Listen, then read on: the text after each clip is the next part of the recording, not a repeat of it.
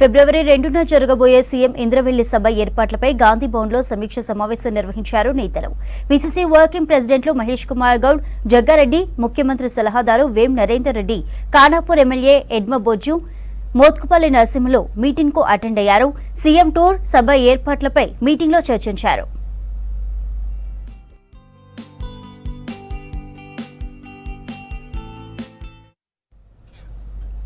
ఫిబ్రవరి 2న ఆదిలాబాద్ జిల్లా ఇంద్రవెల్లిలో సీఎం రేవంత్ రెడ్డి పర్యటిస్తారని చెప్పారు ఎమ్మెల్సీ మహేష్ కుమార్ గౌడ్.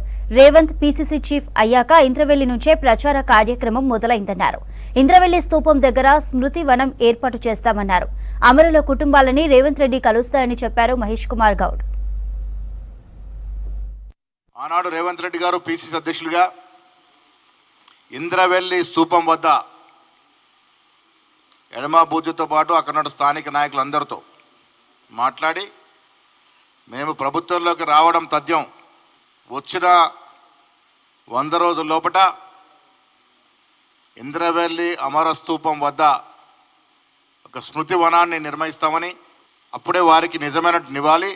దాంతోపాటు ఆనాడు ఇంద్రవెల్లిలో జరిగిన సంఘటనలో చనిపోయినటువంటి కుటుంబాలన్నీ కూడా అన్ని రకాలుగా ఆదుకుంటామనే మాట చెప్పడం, అది తూచా తప్పకుండా రూపకల్పన జరగడం. ఇవాళ మళ్ళీ 2 ఫిబ్రవరి రోజున ముఖ్యమంత్రి గారు ఇంద్రవెల్లి సందర్శిస్తారు. అమరవీరుల స్తూపం వద్ద నిర్మించినటువంటి స్మృతి వనాన్ని ప్రారంభిస్తారు.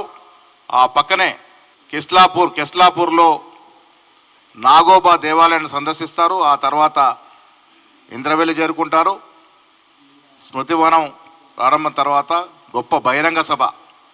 ఏ బహిరంగ సభ అయితే ఆనాడు మేము అధికారంలోకి రావడానికి దోహదపడిందో అలాంటి మరొక బహిరంగ సభ రేపు పార్లమెంట్ ఎన్నికల నాటికి మళ్ళీ ప్రజలు మాకు మెజారిటీ స్థానాలు ఇచ్చే దశగా ఈ సభ, ఆ సభ ఆనాడు మాకు అసెంబ్లీలో గెలవడానికి దోహదపడితే రేపు మేము 2వ తారీఖున తలపెట్టే సభ ఈ రాష్ట్రంలో మతోన్మాద శక్తుల్ని, మతం పేరిట దేవుడి పేరిట రాజకీయాలు చేస్తున్నటువంటి శక్తుల్ని, అరాచకంగా 9.5 ఏళ్ళు రాష్ట్ర పరిస్థితిని అధోగతి చేసి రాష్ట్ర ఖజానాను కాల్ చేసినట్టు టీఆర్ఎస్ పార్టీని ఎదుర్కొని అత్యధిక స్థానాలు గెలిచే విధంగా ఈ బహిరంగ సభ మాకు అంకురార్పణ కాబోతా ఉంది.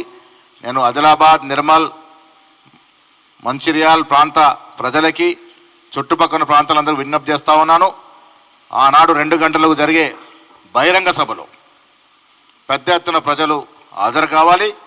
ఈ బహిరంగ సభ విజయవంతం చేసుకొని రానున్న పార్లమెంట్ ఎన్నికలకి ఇది శంఖారావం కాబోతా ఉంది. కాబట్టి అక్కడ ప్రజలందరూ కూడా రావాల్సిందిగా కోరుతా ఉన్నాం.